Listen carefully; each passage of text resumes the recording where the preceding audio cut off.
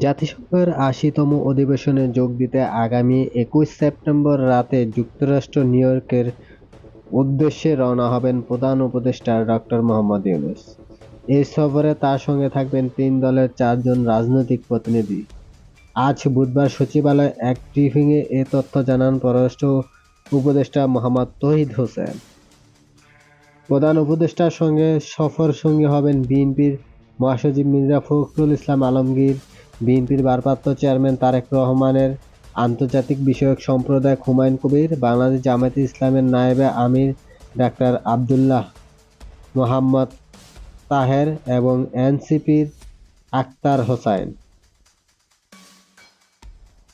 পররাষ্ট্র উপদেষ্টা জানান, এবারই প্রথমবারের মতো জাতিসংঘের মহাসচিবের সভাপতিত্বে রোহিঙ্গা বিষয়ক উচ্চ পর্যায়ের বৈঠক অনুষ্ঠিত হবে। রোহিঙ্গা সংকট সমাধানে এটি গুরুত্বপূর্ণ ভূমিকা রাখতে পারে বলে আশা করা যাচ্ছে।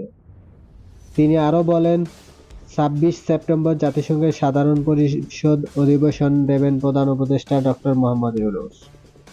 সেখানে তিনি বিশ্ব দরবারে আসন্ন নির্বাচনের প্রস্তুতি, ঐকমত্য ভিত্তিতে চলমান সংস্কার কার্যক্রম এবং গণতান্ত্রিক প্রক্রিয়া অগ্রগতি তুলে ধরবেন।